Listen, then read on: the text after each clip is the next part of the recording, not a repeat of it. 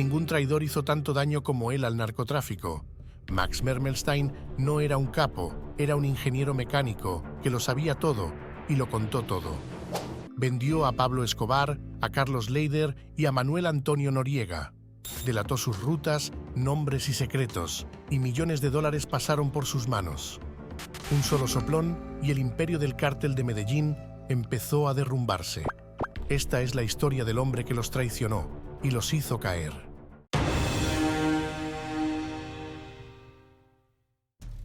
Max Mermelstein fue un narcotraficante quien trabajaba para el cártel de Medellín a finales de la década de 1970 y principios de 1980, cuando el narcotráfico colombiano aún estaba en pañales. Max llegó a este mundo el 1 de noviembre de 1942 en Brooklyn, uno de los 5 distritos más poblados de la ciudad de Nueva York. Era de ascendencia judía askenazí, pero con raíces familiares europeas. Su padre, Benjamin Mermelstein, se ganaba la vida como comerciante y era propietario de una pequeña tienda en Brooklyn.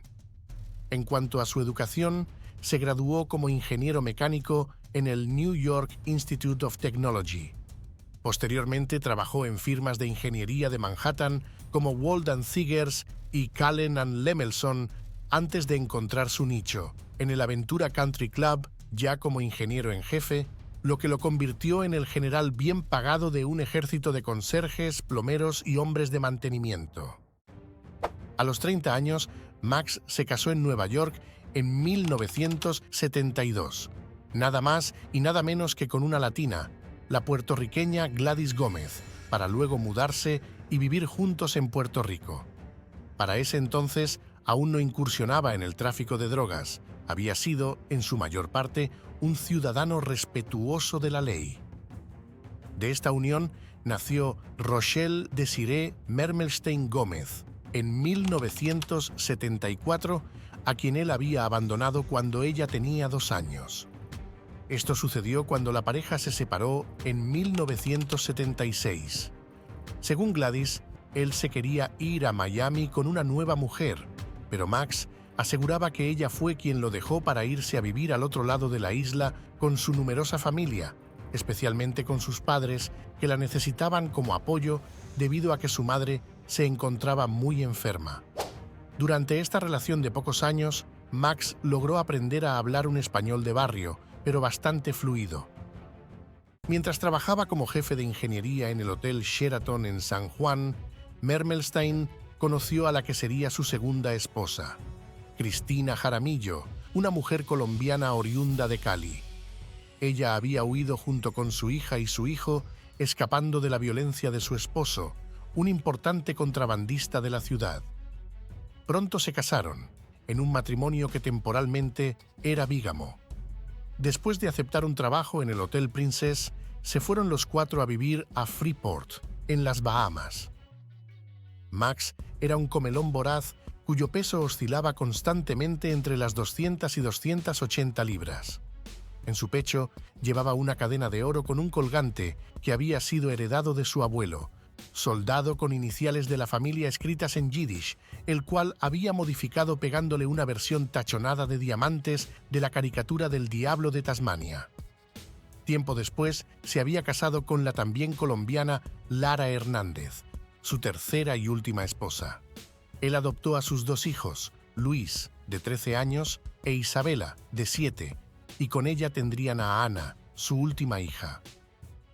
Durante su estancia en las Bahamas, Cristina se sentía sola, deprimida, mejor dicho, miserable, y le pidió a su esposo que buscara la manera de que ella pudiera reunirse con sus familiares y amigos. Esto dio inicio a que Max comenzara con sus primeras actividades ilícitas, creando un canal clandestino con el fin de ayudar con el traslado de aproximadamente 60 colombianos ilegalmente a la isla y luego hacia Miami, lugar donde muy pronto se radicaría. Precisamente en Miami, entre esos refugiados a los que él ayudó a contrabandear a los Estados Unidos, estaba Rafael Cardona Salazar, alias Rafico. Rafico, o Rafa, como también le decían, era un sociópata de mediana estatura, con tan solo 1,60 m, con textura de adolescente, el cabello tipo afro y un bigote bastante tupido. Por su apariencia parecía estar siempre drogado. Tenía un gusto por fumar bazuco, una mezcla impura de pasta a base de coca, tabaco y marihuana, combinada con solventes y químicos como gasolina, queroseno, ácido sulfúrico y carbonato de calcio, envueltos en papel de cigarrillo. Salazar era un joven que venía de clase baja. Sin embargo, ya se encontraba ascendiendo dentro del negocio ilícito del cártel de Medellín. Para esa época, Max ya estaba viviendo con Lara Hernández y se encontraba trabajando en el Aventura Country Club de Miami. Al otro día, después de una fiesta de Navidad que había realizado en su casa en 1978, un toque impaciente despertó a Mermelstein de la cama a las 2 de la mañana. Somnoliento, abrió la puerta principal. Balanceándose en los escalones de su entrada se encontraba Rafael, con los ojos vacíos e inyectados en sangre, exigiéndole que actuara como su conductor designado y lo llevara hasta su casa. Max se puso al volante de una camioneta alquilada por Rafa, donde en el asiento trasero se encontraba otro colombiano, Antonio Arles Vargas, conocido como El Chino. Cuando comenzó a conducir, Max se dio cuenta de que estaba en problemas.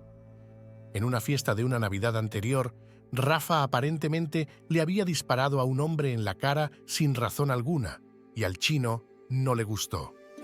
A su vez, él sospechaba que el Chino le había robado 3 kilos de mercancía de propiedad de los Ochoa.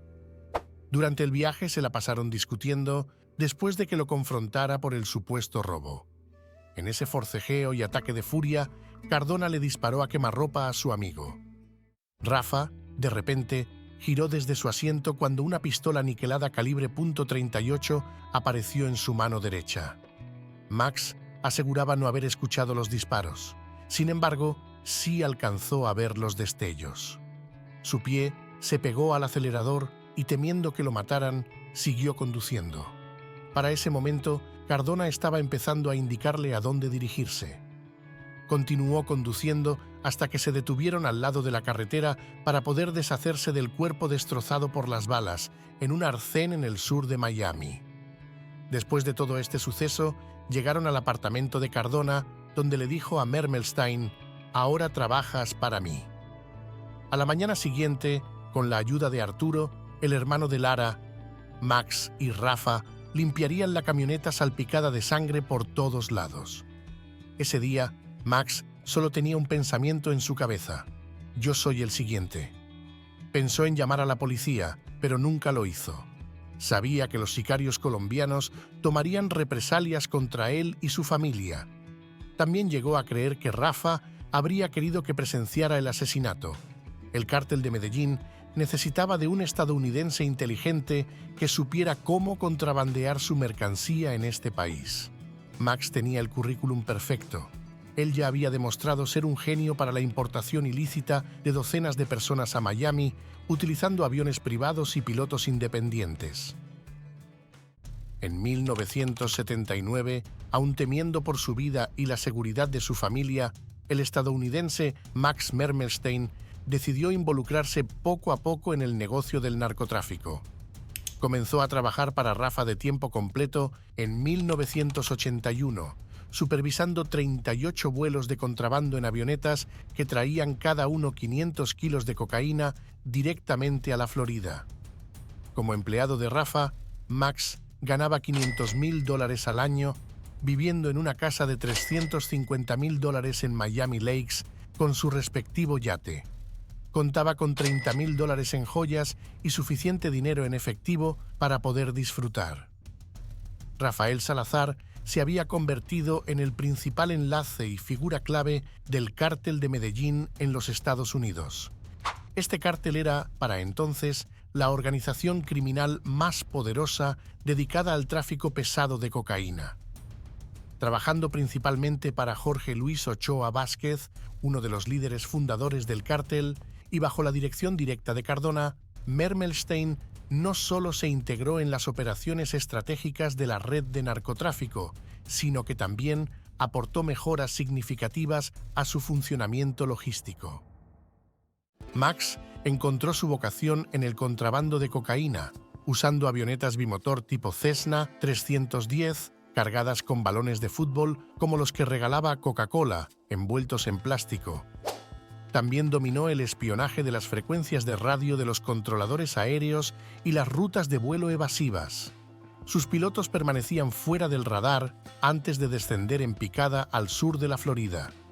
Colocaba vigías expertos, armados con binoculares de alta potencia, en sitios estratégicos sobre los puertos donde los barcos cargados de cocaína llegaban, esto con el fin de advertir la presencia de las patrullas de la Guardia Costera. Para esa época, todos estos procedimientos eran pura innovación. Durante este periodo, Mermelstein viajaba con frecuencia a Colombia, donde mantenía contacto directo con los principales cabecillas del cártel de Medellín, como Pablo Escobar, Jorge Luis Ochoa, Gonzalo Rodríguez Gacha, alias El Mexicano, y Carlos Leider. No solo estableció relaciones cercanas con ellos, sino que también colaboró activamente en la planificación de rutas marítimas y aéreas, así como en el desarrollo de técnicas innovadoras para el transporte de drogas. Entre estas innovaciones se destacaba una nueva metodología de empaquetado hermético, la cual permitía arrojar los paquetes de cocaína al océano desde aviones en movimiento, protegidos por contenedores impermeables que luego eran recogidos por embarcaciones pesqueras contratadas por el cártel. A finales de la década de 1970, aunque el negocio del narcotráfico colombiano aún estaba en una etapa temprana, su expansión era rápida y explosiva. Bastaron unos pocos vuelos exitosos para que Max acumulara una inmensa fortuna personal, convirtiéndose en multimillonario en cuestión de meses. En tan solo 6 años, contribuyó a transformar una industria criminal inicialmente artesanal y familiar en un imperio multinacional altamente rentable, basado en el tráfico masivo de alcaloide hacia los Estados Unidos y otros mercados internacionales. Su eficiencia, lealtad y resultados excepcionales le ganaron la plena confianza de los capos del cártel, hasta el punto de ser invitado a participar en las reuniones del alto mando de la organización. Mermelstein fue el único ciudadano estadounidense al que se le concedió el honor de sentarse junto a los líderes en esas reuniones estratégicas donde se discutían rutas, alianzas, lavado de dinero y expansión territorial. Además, recibió otros privilegios poco comunes, como una invitación especial a Medellín para asistir al bautizo del hijo menor de Cardona, un evento exclusivo al que acudieron todos los jefes del cártel. Max disfrutó de su papel como el Henry Ford de la cocaína, incluso adoptando brevemente una segunda identidad colombiana con documentos falsos. Para las autoridades de la Florida, él era Maximiliano de León, según su licencia de conducir. Una de las investigaciones que indirectamente condujeron a Max a la justicia fue la del famoso caso del empresario automotriz John DeLorean, el creador del automóvil DeLorean DMC-12, el mismo que se hizo famoso en la saga de Volver al Futuro. John fue arrestado en 1982 en una operación encubierta del FBI por intentar participar en una operación de tráfico de cocaína de 24 millones de dólares. Según las grabaciones, necesitaba el dinero para salvar su empresa y se vio tentado a entrar en el mundo del narcotráfico. Aunque DeLorean fue finalmente absuelto, esa operación dejó al descubierto varias conexiones dentro del tráfico de drogas en California. Fue precisamente durante esa investigación que un piloto estadounidense que volaba cargamentos para el cártel en la costa oeste fue arrestado y decidió colaborar con las autoridades a cambio de una reducción en su sentencia. Su testimonio llevó a los agentes federales hasta Mermelstein, quien en ese momento ya tenía un perfil alto dentro del esquema logístico del cártel. Después de aproximadamente 6 años y 56 toneladas de cocaína transportadas, la ley alcanzó a Max. Durante el operativo, los agentes del FBI en la Florida lo interceptaron mientras conducía un Jaguar de lujo color azul al norte de su casa en Golden Beach. El 5 de junio de 1985 fue arrestado y, en la guantera de su vehículo, encontraron $20.000 en efectivo, así como una pistola Walther calibre .22 cargada. Posteriormente, allanaron su residencia, donde incautaron $275.000 en efectivo almacenados debajo de su cama y 25 armas de fuego con una variedad de municiones. Su arresto fue parte de una investigación más amplia y sostenida por parte de la DEA y otras agencias federales que venían siguiéndole la pista desde hacía meses. Cuando lo arrestaron, parecía que él ya sabía que lo estaban vigilando desde la semana anterior. Soltó un suspiro de alivio, como si supiera que tarde o temprano esto tenía que suceder. Ese mismo día, el gobierno federal procedió a confiscar aproximadamente $1.200.000 en efectivo, algunas propiedades inmobiliarias, cuentas bancarias, vehículos de alta gama y objetos de valor. Mermelstein fue trasladado inicialmente a una instalación de detención federal, donde permaneció bajo custodia mientras los fiscales evaluaban los cargos en su contra. Sin embargo, dadas las dimensiones de su conocimiento sobre las operaciones del cártel y sus conexiones con los altos mandos del narcotráfico en Colombia, el gobierno federal decidió ofrecerle un acuerdo, cooperar a cambio de una sentencia reducida y entrar en el programa de protección de testigos. Ante la negativa del cártel a pagar su fianza de $1 millón, junto con una larga condena que podría enfrentar en una prisión federal debido a una acusación en Los Ángeles por tráfico de cocaína, Mermelstein decidió aceptar la oferta del gobierno de los Estados Unidos de someterse al programa de protección de testigos junto con su familia y convertirse en informante. El abogado Gerald Schur, fundador de dicho programa, acordó la reubicación sin precedentes de 30 miembros de su familia, siendo la mayor y más costosa en la historia del programa. Sin embargo, solamente 16 optaron por acogerse. Esta fue la primera vez que el gobierno accedió a proteger a un grupo familiar completo para mantener de su lado a un testigo. Mermelstein presentó testimonio ante grandes jurados en Nueva Orleans, Miami y Los Ángeles, y sus acusaciones ayudaron a derribar a los distribuidores del cártel de Medellín en Miami. Fue tanta la información proporcionada que en 1985 ofrecían una recompensa de $3 millones por su cabeza, la cual se mantuvo hasta sus últimos días. Mermelstein comenzó a dar testimonio en las acusaciones contra Rafael Cardona Salazar, quien era señalado como el principal responsable de coordinar envíos y operaciones del cártel desde Colombia hacia centros de distribución en los Estados Unidos. Igualmente, testificó contra Pablo Escobar y Jorge Luis Ochoa Vázquez. También participó en el juicio de Carlos Leder, llevado a cabo en Jacksonville, en donde fue condenado a cadena perpetua más 135 años. También prestó testimonio contra el derrocado líder panameño Manuel Antonio Noriega, quien fue acusado de facilitar el lavado de dinero y el tránsito de drogas a través de su país en complicidad con el cártel de Medellín. Además de su testimonio contra los principales líderes del cártel, también proporcionó pruebas a las investigaciones de los tiroteos de 1979 en un centro comercial de Miami contra un presunto traficante, su guardaespaldas y 2 transeúntes, conocida como la masacre de Dadeland. A Max también le tocó testificar contra los 3 colombianos acusados del asesinato de Barry Seal, ocurrido en 1986 en Baton Rouge, Luisiana. Durante su testimonio como testigo colaborador del gobierno, él admitió haber participado en la planificación del asesinato. Después de que su antiguo socio y también narcotraficante, Barry Seal, aceptara cooperar con las autoridades estadounidenses y testificar contra Jorge Luis Ochoa Vázquez, uno de los líderes fundadores del cártel de Medellín, su destino quedó sellado. El cártel de Medellín le ofreció a Mermelstein $1 millón por organizar el secuestro de Seal y $500.000 más si se encargaba directamente de eliminarlo. A pesar de la magnitud del encargo y de la cuantiosa suma de dinero que estaba en juego, no estaba completamente convencido. Afirmó haber retrasado el intento de asesinato lo más que pudo, alegando presiones de ambas partes.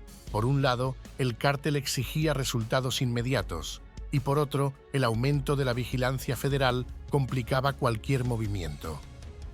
A pesar de su implicación en múltiples delitos relacionados con el narcotráfico internacional y su confesión de haber facilitado un asesinato por encargo, Mermelstein recibió una condena sorprendentemente benigna. Solo 2 años y 21 días de prisión, gracias a su cooperación con las autoridades. Como parte del trato, durante su tiempo como testigo protegido, el gobierno estadounidense pagó a Mermelstein un total de $255.900 en recompensas directas, además de cubrir $414.345 en gastos de manutención para él y su familia. Estos gastos incluían cambios de identidad, reubicaciones frecuentes, protección armada, atención médica y otros recursos logísticos necesarios para mantenerlo fuera del alcance de sus antiguos socios. Max, en 1996, bajo el nombre de Wes Barkley, se desempeñaba como ingeniero jefe de Westgate Vacation Villas en Kissimmee, al sur de la Florida. En ese complejo vacacional trabajaba junto con él Stephanie Mason, una jovencita de 25 años, quien era golpeada frecuentemente por su marido. Se corrió la voz y su jefe le propuso alquilarle por unos cuantos dólares al mes una de las 2 habitaciones en una comunidad cerrada cercana en donde vivía. Era un viejo muy persuasivo. Deja la bolsa de basura y ven a vivir conmigo hasta que te recuperes. Él se habría convertido como en un padre sustituto para ella. A finales de ese mismo año, Wes comenzó con su propio negocio de consultoría hotelera, ofreciéndole a Stephanie un puesto ejecutivo. Y alrededor de 2003, 7 años después, decidió jubilarse. Stephanie, que para esa época se había vuelto a casar con un hombre llamado Billy, le propuso a Wes que se fueran a vivir los 3 a Frankfort, Kentucky, su ciudad natal. A él le gustó la idea, pues quería estar cerca de su familia, aunque no fuera la suya. Stephanie sabía muy poco del pasado de Wes. El ingeniero conservaba un par de pistolas y un rifle y parecía un hombre que se había enfrentado a situaciones difíciles.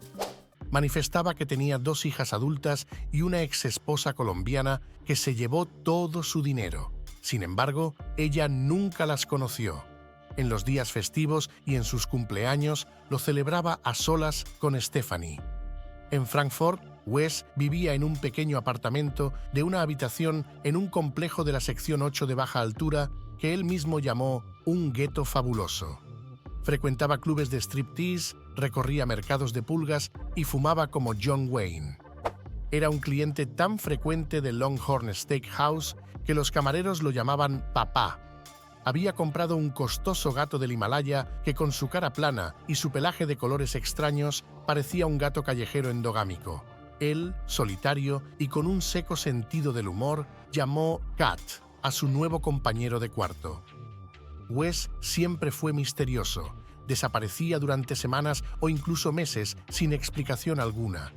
Nunca hablaba de su vida pasada, pero Stephanie asumía que era porque no había mucho que decir. La ingeniería hotelera no es el oficio más fascinante para contar. Una noche de noviembre en 2006, el aspirante a cineasta Brett Tabor, cuando veía el documental Cocaine Cowboys, quedó impactado por un personaje en el que solo aparece una foto en la pantalla. Era corpulento y pastoso, con el pelo muy rayado y patillas largas que enmarcaban un rostro en forma de luna detrás de un bigote de manillar. Vestía una chaqueta rígida de cuero marrón. Aparte de esa toma, Max Mermelstein no apareció en ninguna parte de la película. Para Tabor, el tratamiento superficial del personaje más intrigante de la serie ofrecía una oportunidad. Encargó una copia de The Man Who Made It Snow, las memorias agotadas de Max escritas 5 años después de que él ingresara al programa de protección de testigos y estaba completamente convencido de su potencial cinematográfico. Tabor acordó pagar $9,000 por los derechos del libro. Todo lo que tenía que hacer ahora era encontrar a Max.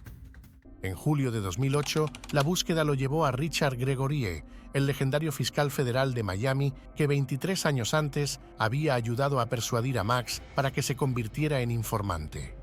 Gregory explica que conoció a Max en el verano de 1985 dentro de una sala de interrogatorios en Terminal Island, a las afueras de Los Ángeles. «Le daré a Max tu información, pero probablemente no te hablará», le dijo. «Y si lo hace, buena suerte, porque podría hacerte toser a tu primogénito». Después de su reunión con Gregory y de recoger a su esposa en Bayside Marketplace, a Tabor le suena su teléfono celular. La voz al otro lado era baja y ronca, producto de un hábito de por vida de 3 paquetes de cigarrillos al día. «Aló, Brett, soy Max Mermelstein». Brett Tabor conoció y vio a Max Mermelstein por primera vez en una monótona sala de conferencias del Hotel Marriott en Frankfort, Kentucky, una mañana del 4 de agosto de 2008. Llegó ayudado por un andador, arrastrando los pies. Estaba calvo como un huevo y flaco como un palillo de dientes. Pesaba 120 libras, menos de la mitad que en sus años mozos. Sobresalía su bigote gris ceniza que se aferraba a su labio superior y estaba cubierto de joyas de oro de mal gusto. También vestía jeans azules y una camisa polo desgastada. La gorra de béisbol que llevaba y sus zapatillas tenían el mismo logotipo, una bola de billar 8. Mientras Max se ponía cómodo y sacaba un cigarrillo de su paquete, Stephanie Mason temblaba como una hoja a su lado. Ella acababa de enterarse de que su viejo amigo católico Wes era un judío llamado Max y que una vez escribió un libro. Esto era, por supuesto, solo el comienzo. «Vas a escuchar una mierda que te va a sorprender», advirtió Max. «Solo escucha». Pasaron muchas horas durante los siguientes 5 días en esa sala de conferencias, subsistiendo con el servicio de habitación, comida china y una entrega de Longhorn Steakhouse. Max tomaba tazas de moca de chocolate blanco de Starbucks, su bebida favorita, mientras la grabadora de Tabor rodaba.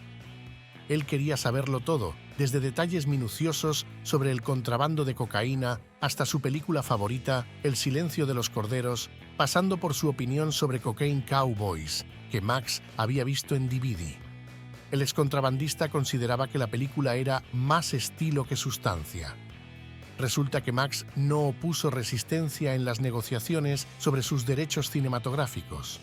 Él estaba pensando en su legado y, aparte, le vendría bien el cheque de $3,000. Su salud se estaba deteriorando.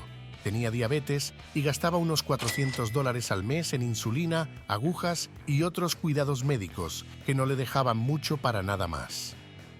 Una tarde, mientras Tabor continuaba grabando, Max, con un cigarrillo entre sus dedos, agarró un bolígrafo Mont Blanc y cedió sus derechos. Después de una de las sesiones con Tabor esa semana, Max, junto a su amiga Stephanie, se dirigió a una cita en el consultorio del oncólogo. Ella se sentó en la sala de espera a leer el libro de Max y ponerse al día con los verdaderos antecedentes de su viejo amigo. Max ya sabía que tenía cáncer de pulmón, hígado y huesos. Ese día, su médico no tenía buenas noticias. Le quedaba escasamente un mes más de vida.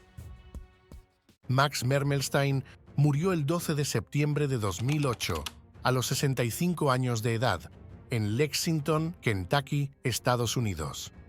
Para finales de septiembre se llevó a cabo un velatorio para los restos cremados de Max en la Iglesia del Sagrado Corazón en Homestead.